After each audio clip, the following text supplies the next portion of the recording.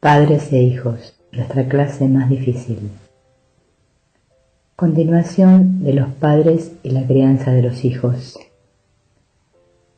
Culpa por no ser unos padres o abuelos lo suficientemente buenos. Pregunta: he trabajado con la culpa de no ser una madre lo suficientemente buena y he aprendido en buena medida a perdonar a mis hijos y a perdonarme a mí misma. Ahora tengo un nieto adorable de 7 años que es muy ansioso. Se rasca las rodillas hasta que las hace sangrar y se lastima los dedos. Al ver su problema me siento un poco atascada. Sugerí a sus padres que fuesen a una terapia familiar. Considero que eso sería lo más bondadoso, en vez de diferenciar al niño del resto de la familia y hacerle sentir que pasa algo con él, cuando es probable que se trate de algo que atañe a toda la familia. Respuesta: es un buen consejo.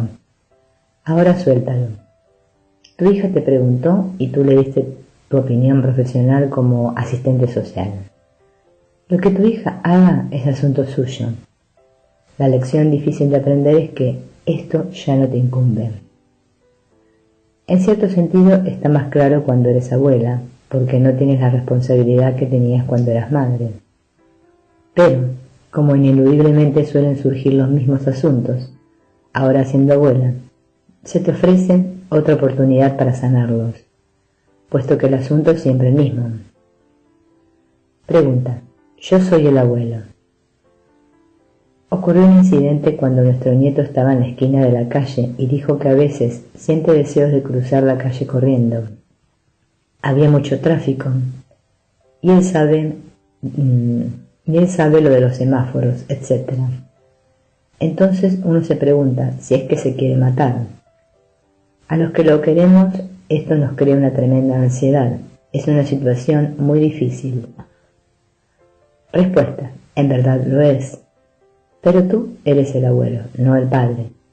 Lo único que puedes hacer es animar a los padres a que tomen medidas, pero permíteles la libertad de hacer lo que ellos elijan. Pregunta: la mayor tensión de mi vida es mi temor a no ser lo suficientemente bueno.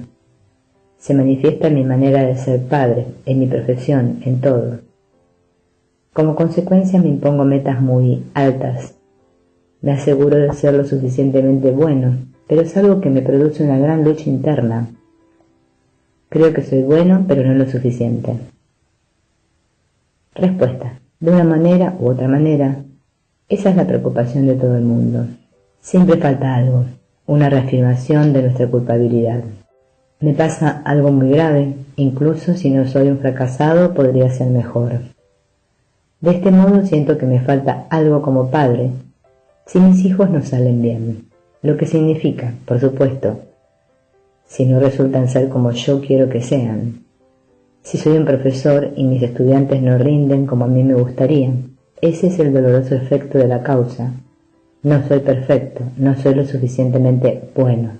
Una variante de este tema, de no ser lo suficientemente bueno, surgió recientemente en un taller cuando una madre describió un aspecto de su relación con su hija adolescente.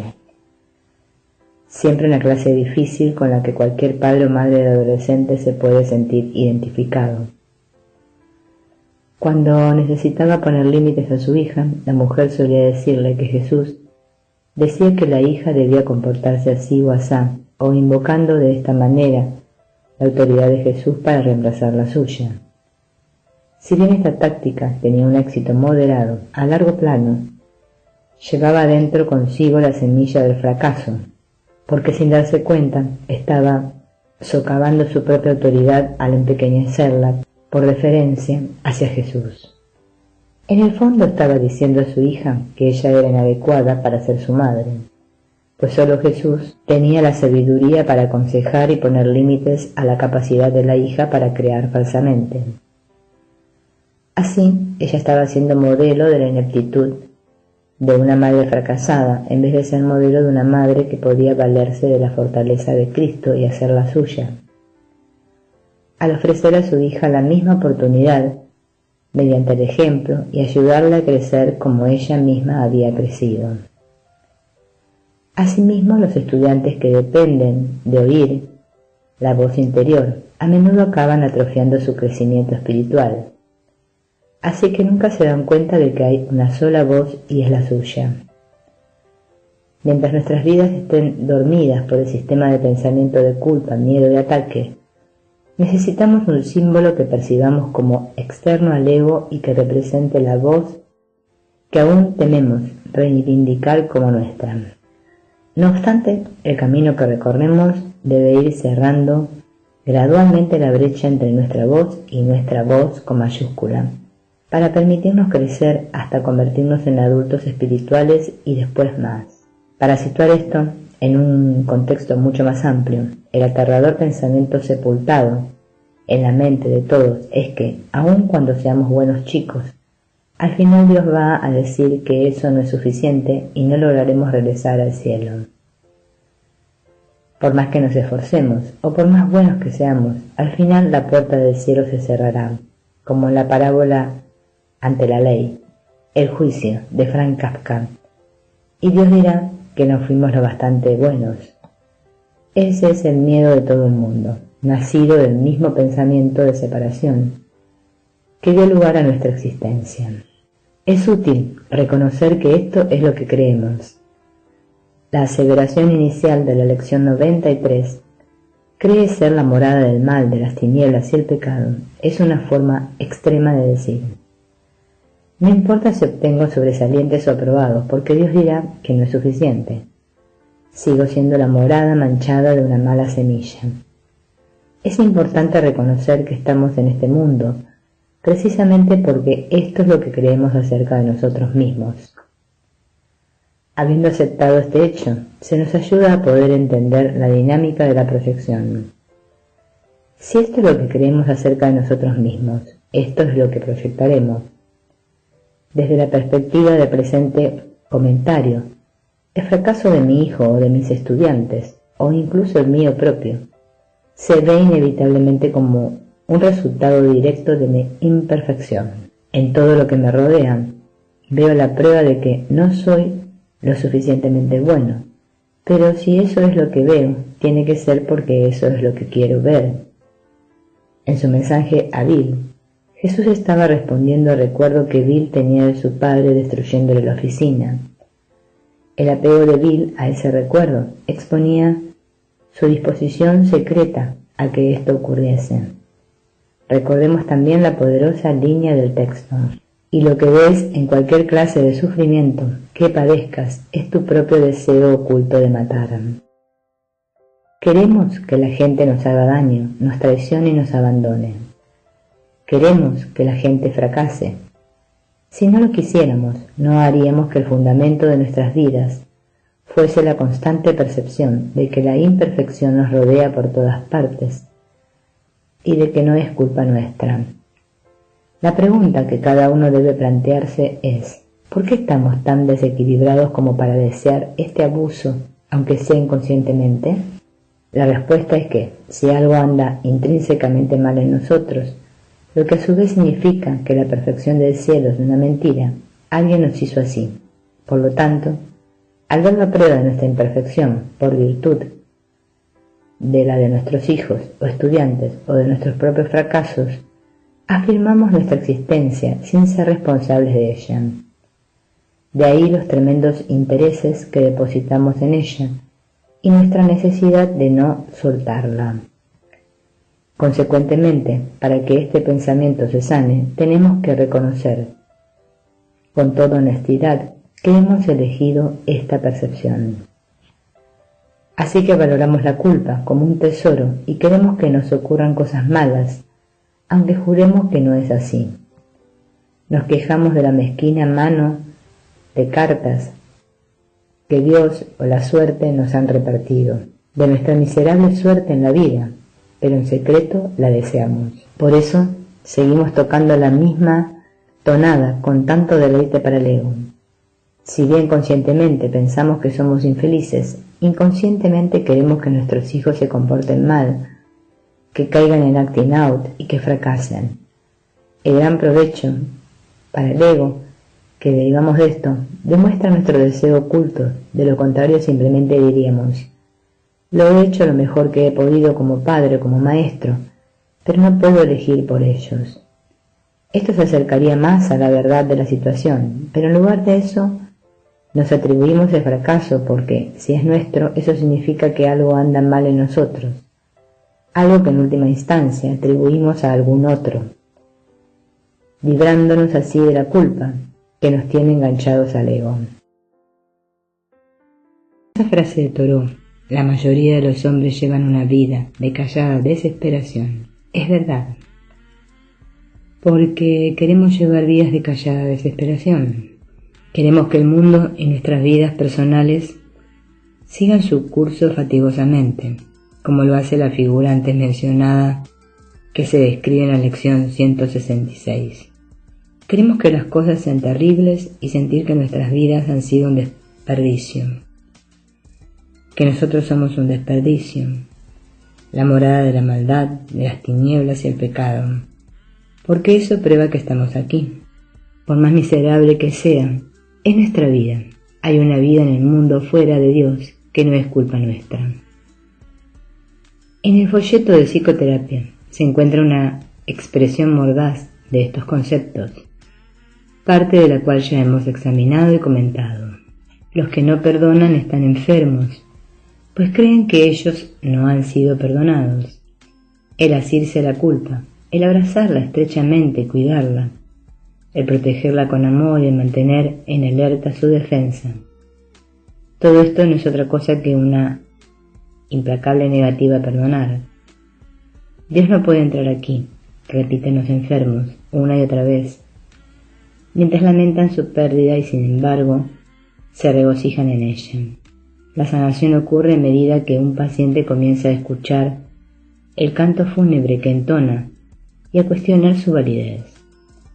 Hasta que no lo escuche, no puede entender que es él quien se lo canta a sí mismo. Escucharlo es el primer paso en la recuperación. Cuestionarlo tiene que convertirse entonces en su elección. Nos aferramos a nuestra culpa, la abrazamos con fuerza, la cobijamos, le damos amorosa protección y la defendemos. Luchamos fuertemente contra cualquiera que nos las quite. En el contexto de la pregunta anterior, no queremos que se nos diga que somos lo suficientemente buenos, porque si lo fuésemos, no estaríamos aquí. El no serlo es la base de nuestra existencia separada y culpable. Ser suficientemente buenos significa que hemos vuelto a Dios, porque ahora somos parte de lo bueno, el término de Platón para lo supremo o absoluto. Somos parte de Dios porque Dios es perfecta bondad, lo que significa que no somos nuestros yoes del ego.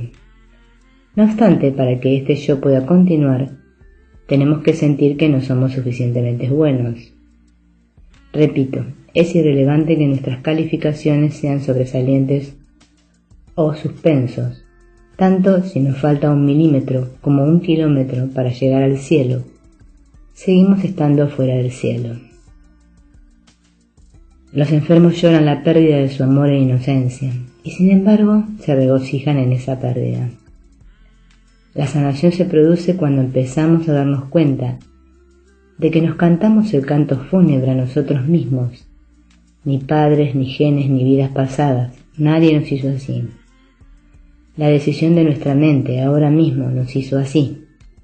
Esto significa que solo nosotros tenemos el poder de elegir el canto fúnebre u otro canto en su lugar.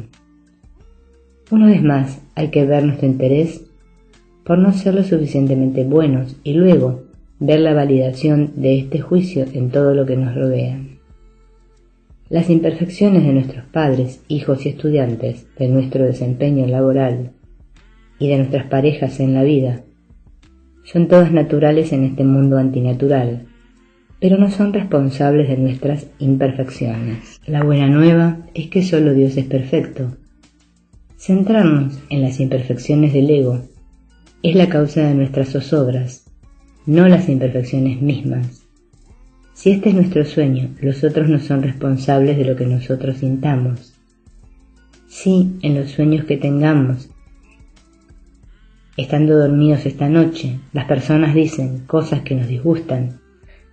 No habría justificación para reñirles por la mañana por lo que dijeron. Sin embargo, hacemos eso todo el tiempo.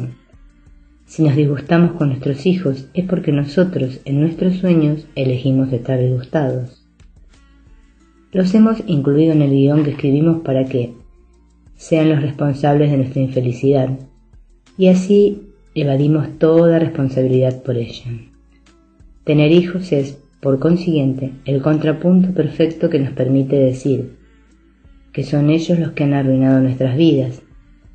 Si es que han fracasado, sufrimos y decimos que nos urge que crezcan y se vayan de casa para que podamos retomar nuestra propia vida, o nos nutrimos de sus éxitos al presumir, por ejemplo, mi hijo el doctor.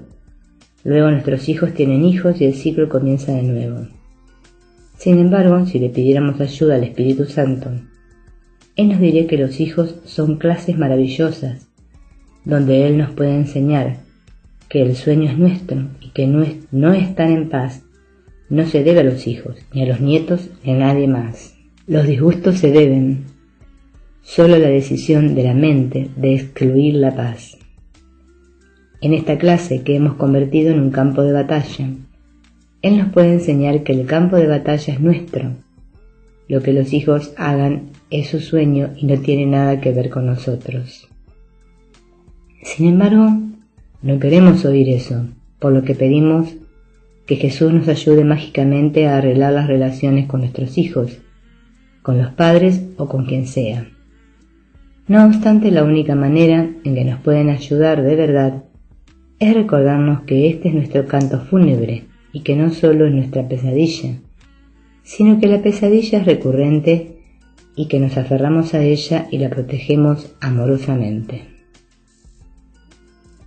Por esta razón, los primeros 3 obstáculos a la paz se refieren a la atracción de la culpabilidad, del dolor y de la muerte. Aunque es contrario a nuestro sentido común, en verdad queremos este trío profano, puesto que lo hemos hecho real en nuestro sueño. Una parte esencial de la defensa del ego es hacernos creer que no lo valoramos como un tesoro, sino que los tememos. La sanación comienza con el reconocimiento de esta treta, tal como es.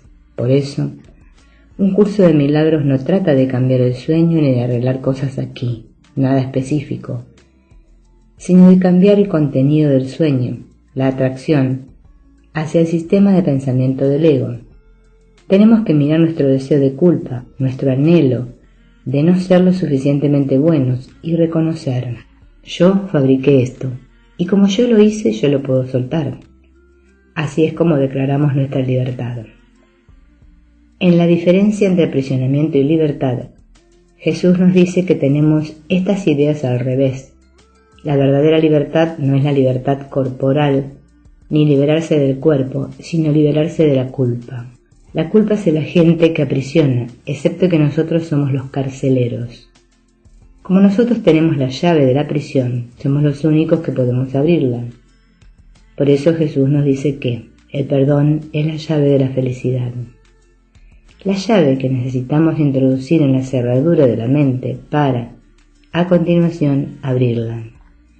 El perdón dice que el problema no está en otro, sino en nosotros, y debemos sentirnos agradecidos porque ahora podemos hacer algo al respecto.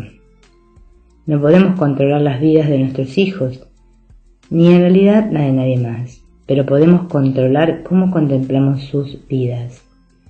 Nuestra verdadera libertad radica en aprender que queremos sentirnos tratados de forma injusta por nosotros mismos. Queremos sentir que no somos lo suficientemente buenos y que nunca lo seremos.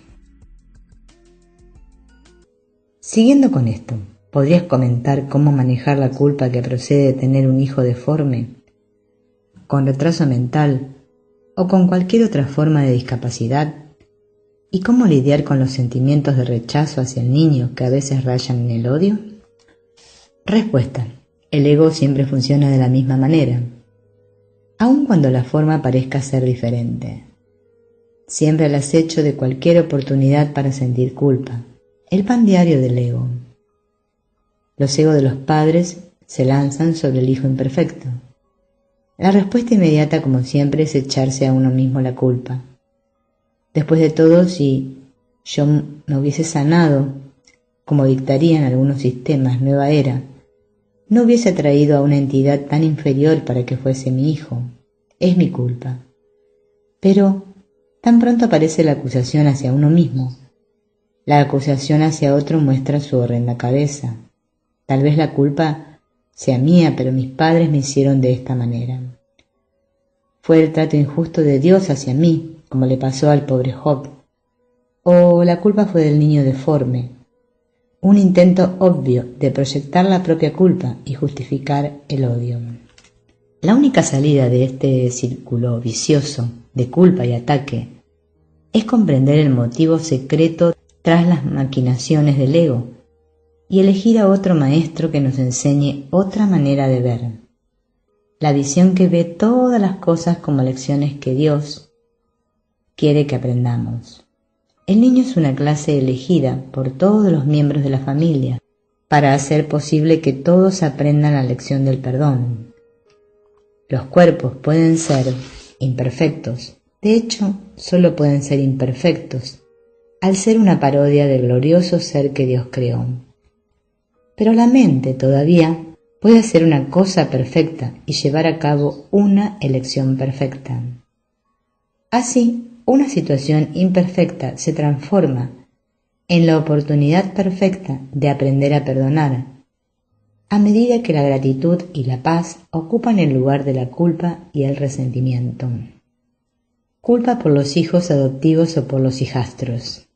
Pregunta: ¿podrías referirte al asunto de los hijos adoptivos y los sentimientos de culpa de los padres? Respuesta: es fácil entender la culpa involucrada en la adopción cuando uno considera que todos somos hijos adoptivos, al haber abandonado a nuestro verdadero padre, y luego, a través de la proyección, creer que hemos sido abandonados por él. Transferir nuestra culpa a la decisión de adoptar un hijo en vez de tener hijos naturales es algo muy fácil para nuestros egos, ávidos de encontrar sujetos adecuados para la proyección. Por supuesto que soy pecador, mirad lo que he hecho.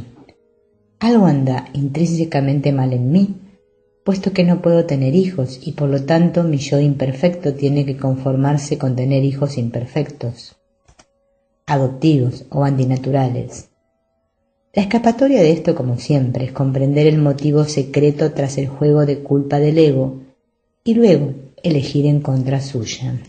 La razón por la que Jesús afirma frecuentemente que el curso es simple es que todos los problemas son el mismo problema, la decisión a favor de la culpabilidad, así como toda solución es la misma solución, elegir el milagro del perdón. Pregunta, siguiendo del mismo hilo: ¿qué hay con relación a los hijastros? Respuesta: la situación por supuesto es igual a todas las demás que hemos comentado. ¿Cómo podría ser diferente? El tema clave para el ego en todos estos hijos antinaturales es que creemos que la paternidad biológica es natural, como si algo del ego y de su mundo de cuerpos lo pudiese ser. Una vez que comenzamos el sueño de separarnos de nuestra fuente, nada fue natural. Como no existe una jerarquía de ilusiones, ningún medio de tener hijos naturales, adoptivos, de crianza o de un matrimonio previo es natural. Y por eso, si se establecen distinciones entre estas posibilidades, solo puede ser el ego, que está tratando de hacer real el mundo de las diferencias y las distinciones, en oposición al perfecto mundo de unidad del cielo. Reflejamos el perfecto estado de unidad, al no convertir en realidad nuestras distinciones arbitrarias. Cuando sentimos la tentación de tratar a nuestros hijos e hijastros de manera distinta, favoreciéndolos o rechazándolos, sintiéndonos culpables o rencorosos, necesitamos, tan pronto como podamos, dar un paso atrás y pedirle a Jesús que nos ayude a mirar a todos nuestros hijos como iguales, tal como Él mira a todos sus hermanos. Vemos la tensión casi inevitable de unir a dos familias como otra oportunidad para perdonarnos por haber formado una familia artificial, en lugar de la verdadera familia de Dios, en la que todos somos uno. Sobre todo, necesitamos su ayuda para perdonarnos a nosotros mismos cuando no pedimos ayuda, y en lugar de ello elegimos deleitarnos con el trato injusto que se nos ha dado.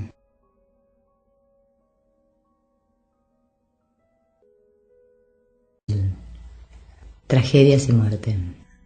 Pregunta: el hijo pequeño de mi amiga murió trágicamente de accidente cuando su padre lo atropelló al hacer marcha atrás con el cortacésped. Y últimamente se ha sabido la historia de un oso que atacó a un niño de 2 años, hirió a la madre y luego mató a la hija de 6 años. ¿Cómo lidian los padres con estas tragedias? O cuando un hijo se suicida, ¿cómo se puede mirar tranquilamente esta relación entre padres e hijos? Respuesta. La respuesta a tu última pregunta es que no se mira tranquilamente, por lo menos no si uno es normal.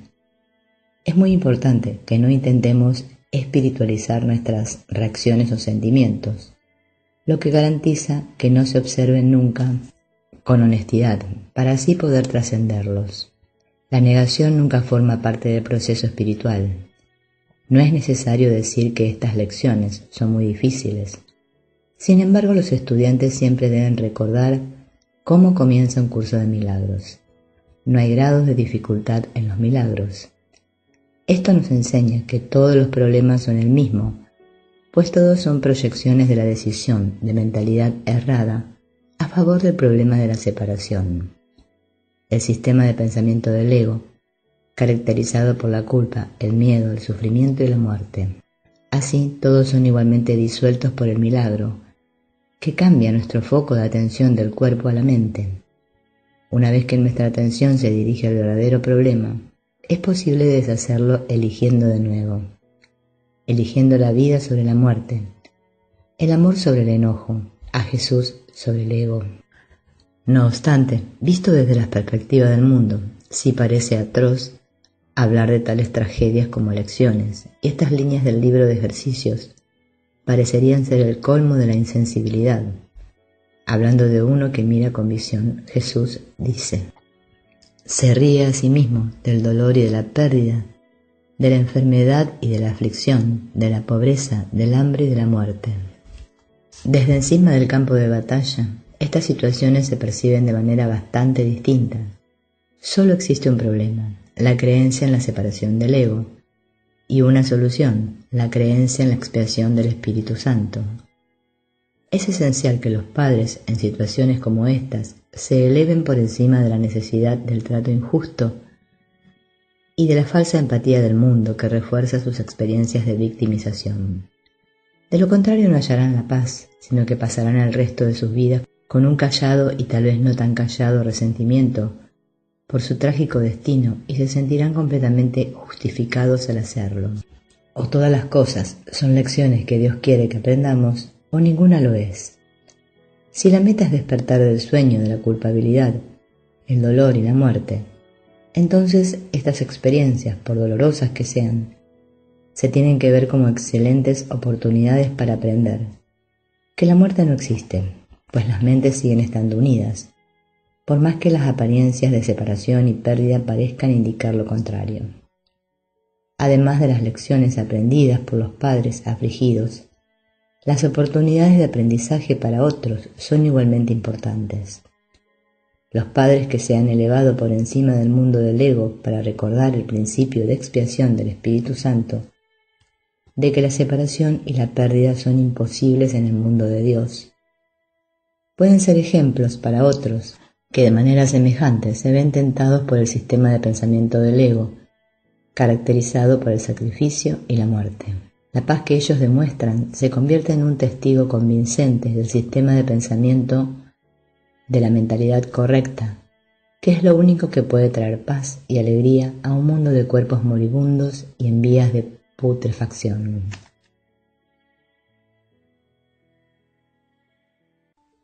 Resumen, forma y contenido. Hemos visto que el tema de forma y contenido impregna nuestros comentarios a lo largo de todo el libro. Es uno de los temas más importantes en el tapiz sinfónico de un curso de milagros. Y el siguiente pasaje de La decisión de alcanzar la compleción expresa lo central que es el tema en la presentación que Jesús hace de la relación especial. El corazón del sistema de pensamiento de separación y culpa procedente del ego. Cada vez que alguna forma de relación especial te tiente a buscar amor en ritos, recuerda que el amor no es forma, sino contenido. La relación especial es un rito de formas, cuyo propósito es exaltar la forma para que ocupe el lugar de Dios a expensas del contenido. La forma no tiene ningún significado ni jamás lo tendrá. La referencia específica aquí, aunque sutil, es a la religión. De hecho, el lenguaje de esta poderosa sección es deliberadamente religioso, pero al principio se puede aplicar a cualquier situación. Pensemos de nuevo en lo que pasa en una familia. Te querrás si dejas de golpear a tu hermanito, si obtienes calificaciones altas en la escuela, si tratas bien a mamá y a papá, o si mantienes limpia tu habitación. Todo ello es conductual, que dicho sea de paso equivale a ritual. Obviamente, lo opuesto también es verdad. No te querré si no limpias tu habitación, etc. Como hemos visto, esto no quiere decir que no debamos ejercer cierta disciplina sobre nuestros hijos, establecer límites o mostrarles que las acciones tienen consecuencias. Tampoco dejamos que hagan lo que ellos quieran. Eso sería muy poco amoroso. Estamos hablando solo acerca de una actitud que los hijos captan. Mamá se enojará si no hago esto, papá se enojará si no hago lo otro. El enojo siempre es una acusación de culpa. Todo estaba de maravilla hasta que llegaste de la escuela y entonces se armó un lío tremendo. Ahora mamá tiene los nervios destrozados y papá está tan enojado que se pasará toda la noche despierto. Y debido a eso, tal vez pierda su trabajo. Es importante, una vez más, saber que no se trata de lo que decimos, sino de cómo y por qué lo decimos. De la misma manera que con la madre esquizofrenógena, nuestra forma dice una cosa, amor, pero el contenido subyacente dice otra, odio. Este patrón de respuestas es insidioso y destructivo, y desgraciadamente todo el mundo hace esto de una u otra manera. Jesús se refiere a esta dinámica en el manual para el maestro cuando habla de la honestidad, como una de las 10 características de los maestros de Dios. Define honestidad no desde la perspectiva de la forma, es decir, que lo que decimos sea verdad, sino de la congruencia, en el sentido de que lo que hacemos es consecuencia de lo que pensamos. Expresar amor y comportarnos de modo amoroso para con otro, mientras albergamos una actitud de enojo, resentimiento y juicio, es deshonesto, porque es incongruente. La conducta dice una cosa, pero todo lo demás con respecto a nosotros, nuestra actitud dice otra. Y esa deshonestidad definitivamente se transmite. No hay manera de que no sea así, incluso si nadie es consciente de ello. Lo que hace que esto sea tan pernicioso es que no podemos rebatirlo. La persona A podría decirle a la persona B, ¿pero cómo? Si hice exactamente lo que me pediste. Fin de la conversación. Así, estar con la persona A resulta difícil porque nada se hace de forma manifiesta. En general, como ya mencioné antes, a la larga es más fácil estar con alguien que es abusivo sin tapujos. Mi esposa Gloria era maestra de historia y siempre enseñaba que nos iría mejor con un Hitler porque por lo menos sabíamos cuál era su sistema de pensamiento. Hitler lo publicó exactamente con pelos y señales en su libro Mein Kampf. Eso es preferible a ciertos políticos que profesan democracia, amor e interés por los ciudadanos y luego hacen literalmente lo contrario. Con los dictadores sabemos a qué atenernos. Ellos mismos los dicen. Quizás no nos haga felices vivir bajo su mandato, pero por lo menos no nos convierte en psicóticos. Volviendo a la decisión de alcanzar la compleción, la siguiente línea es: la relación especial debe reconocerse como lo que es, un rito absurdo en el que se extrae fuerza de la muerte de Dios y se transfiere a su asesino como prueba de que la forma ha triunfado sobre el contenido. y de que el amor ha perdido su significado. Hay una línea maravillosa en el Evangelio de Juan. En esto conocerán todos que sois discípulos míos, si os tenéis amor los unos a los otros.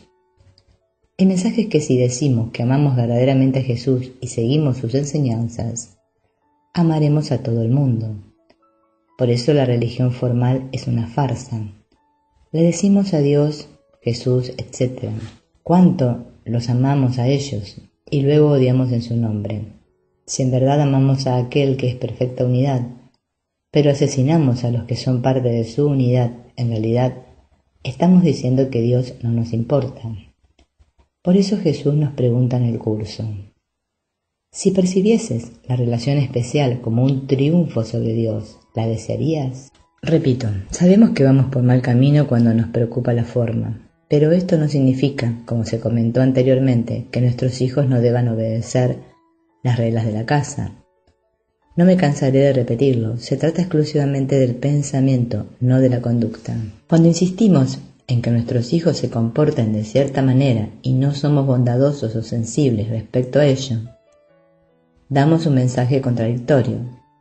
Lo verdaderamente importante no es que los hijos limpien sus habitaciones, sino que aprendan algo acerca de la valoración de sí mismos y que no vean sus intereses separados de los de nadie más. Si somos punitivos con nuestros hijos, nuestra actitud enseñará que existen intereses separados, los nuestros y los suyos. Adivínese quién tiene el poder y quién ganará. Si los hijos no limpian sus habitaciones, no tendrán su paga, tendrán que quedarse sin cenar, no podrán usar el automóvil, etc.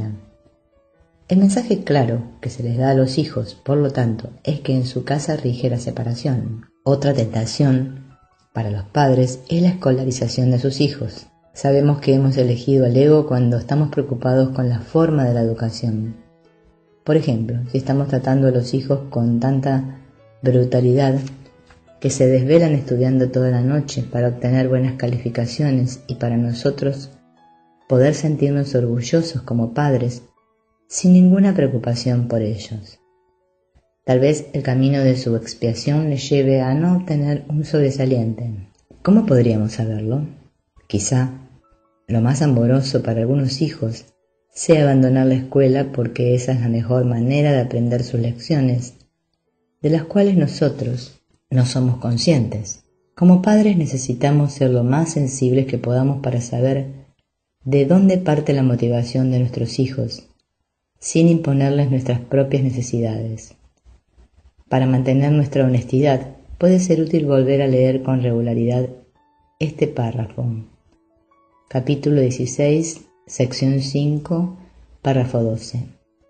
Por no mencionar todos los demás párrafos del curso, porque frecuentemente no vemos que hemos elegido el contenido del ego. Por lo tanto, si estamos realmente preocupados por el bienestar de nuestros hijos, trataremos de enseñarles la diferencia entre forma y contenido. Recordemos que este curso no dice nada acerca del comportamiento, mientras que lo dice todo acerca de la mente.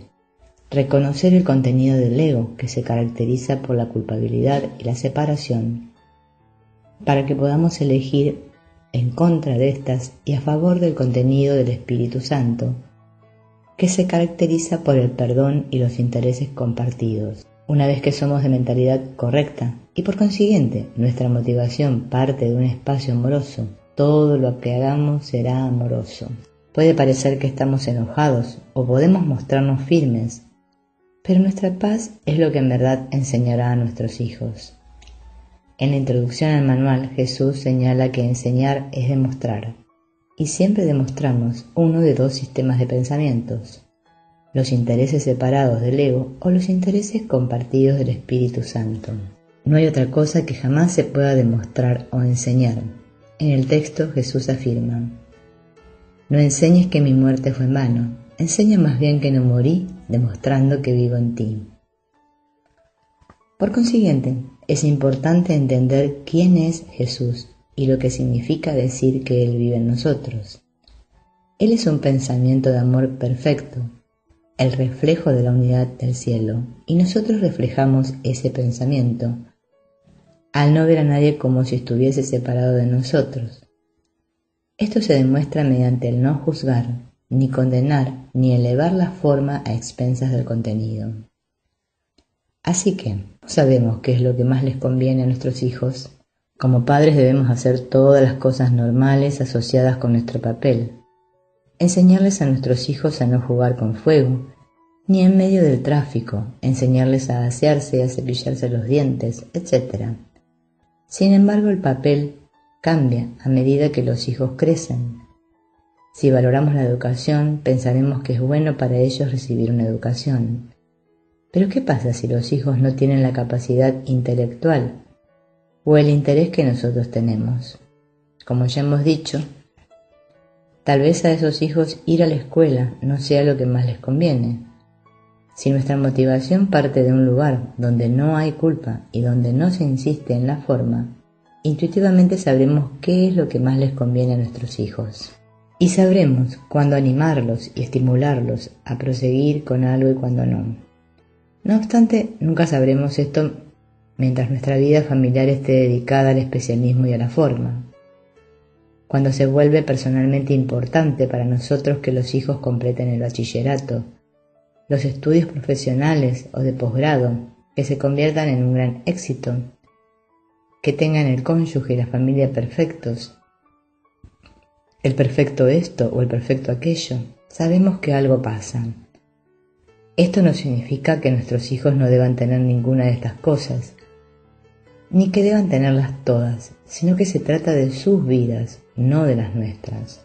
Lo que hacemos como padres no es diferente de lo que hacemos en cualquier otra relación. Demostrar que hemos elegido el sistema de pensamiento del Espíritu Santo en vez de elegir el del ego. Cuando se ha hecho esto, la paz que ahora es nuestra y que es inevitable, una vez que hemos elegido al Espíritu Santo, les demuestra a otros que pueden hacer la misma elección que nosotros hicimos. No necesitamos hacer nada más. Por eso padres e hijos son solo una aplicación concreta del principio general de aceptar la expiación. En la medida en que podamos elegir amor en vez de miedo, expiación en vez de separación, el contenido de amor fluirá a través nuestro, y eso es lo que enseña la verdad de lo que hemos aprendido. Capítulo 1. Padres e hijos adultos. Comentario. Preocupación de los padres por las elecciones de los hijos. Pregunta. ¿Puedes hablar un poco de la preocupación maternal? Me siento inquieta cuando pienso que algo no va bien en el trabajo de mi hijo. Él ahora tiene 31 años. ¿Puedes decirme qué está pasando aquí? Respuesta. Esto suena como una de esas situaciones en las que lo que parece amoroso en realidad es un ataque despiadado. Porque tu preocupación e inquietud expresan que deseas adueñarte de la vida de tu hijo. En el fondo, equivale a decir que tú sabes lo que es mejor para él, que tenga un trabajo mejor, que su jefe le trate mejor, etc., sin afirmar el poder de la mente de tu hijo para elegir sus lecciones. Sabes que esto ocurre cada vez que te preocupas por algo externo, la forma, la boda de tu hijo, sus hijos, su trabajo, sus finanzas o su salud. No te interesa su mente en absoluto. Sin embargo, lo que verdaderamente quieres para tus seres queridos es ayudarles a elegir de nuevo a nivel de la mente. Esta, entonces, es la única razón de mentalidad correcta para estar en una relación parental o en cualquier relación. Tú eliges de nuevo y por medio de tu decisión de mentalidad correcta, envías el mensaje de que tu ser querido puede hacer la misma elección que tú. Cuando te das cuenta de que te estás preocupando por el trabajo de tu hijo y puede que tu inquietud esté perfectamente justificada en cuanto a cómo el mundo la contempla, deberías darte cuenta de que esa inquietud probablemente entraña alguna culpa subyacente por sentir que no hiciste bien tu trabajo como madre y esto ha afectado adversamente a tu hijo. Y así, cualquier cosa que salga mal, en última instancia, es por tu culpa. No obstante, el asunto básico es que ahora, que ya es mayor, deberías aceptar a tu hijo tal como es. Cuando era niño, era diferente porque lo apropiado para tu papel de madre era involucrarte con la forma. A los 31 años, esto ya no es así. Por lo tanto, reivindicar ese papel equivale a decir que él aún no tiene edad para cuidar de sí mismo. Te preocupas por él en lugar de aceptar que sus elecciones de vida son suyas. Como madre amorosa, lo que quieres es soltar tu culpa para que no te impida apoyar cualquier elección que él pueda hacer. Le haces saber que, haga lo que haga, le vas a seguir queriendo. Es posible que haga algo que tú y todo el mundo consideréis una tontería. Casarse con la persona equivocada, aceptar un trabajo terrible o vivir cerca de un cementerio nuclear. Es posible que estés completamente segura de que su elección es equivocada y sin embargo eso es lo que él quiere hacer. Como dice Jesús en la corrección del error, su ego puede equivocarse, pero tu trabajo sigue consistiendo en decirle que está en lo cierto. Esto no implica decírselo verbalmente, ni significa que no le hagas una recomendación ni le des consejo si lo desea. Simplemente significa que tanto si escucha tu consejo como si no, tu verdadero mensaje es que él sigue estando en lo cierto porque no ha hecho nada para poner en peligro su relación plena de amor contigo. Cuando te preocupas por la forma, siempre es a expensas del contenido. Cuando te preocupas por lo externo, sabes que has sacrificado el contenido del amor. Citando esa línea incisiva del folleto de psicoterapia, la religión formal no ocupa ningún lugar en la psicoterapia, así como tampoco ocupa un lugar verdadero en la religión. Como madre, parte de tu manera de expresar amor es mantenerte fiel a tu rol parental.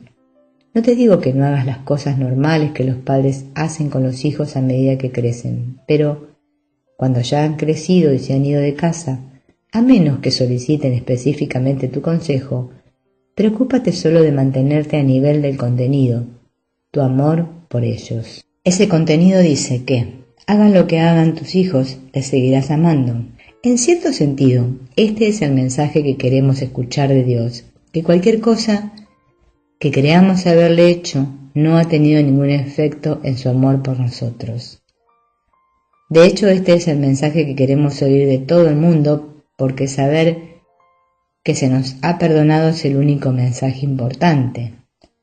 Si tus hijos adultos o incluso cuando aún son jóvenes van en contra de algo que dices a algún nivel, se sentirán culpables y reconocerán que probablemente tienes razón. Esto significa que ellos quieren saber que pueden desobedecerte y aún así seguir siendo amados. No significa que tengas que estar de acuerdo con sus elecciones a nivel de la forma. Lo que importa es la elección de la mente a favor del amor en lugar de la culpabilidad. Esta es la elección que quieres reforzar. Cuando te preocupes por la vida de tu hijo, en cuanto puedas, lleva la preocupación hacia adentro y date cuenta de que, si te preocupa su conducta, siempre es a expensas del contenido, lo que significa que en tu mente estás eligiendo la culpabilidad en lugar del amor. Cuando la proyectas, su acting out se expresa en una forma. Pide ayuda para que tu mente sea sanada, de modo que las obstrucciones o obstáculos al amor sean retirados y el amor pueda fluir. En ese punto puedes decir a tu hijo: creo que lo que está ocurriendo en tu trabajo no es lo mejor para ti, pero te ayudaré en cualquier cosa que decidas hacer.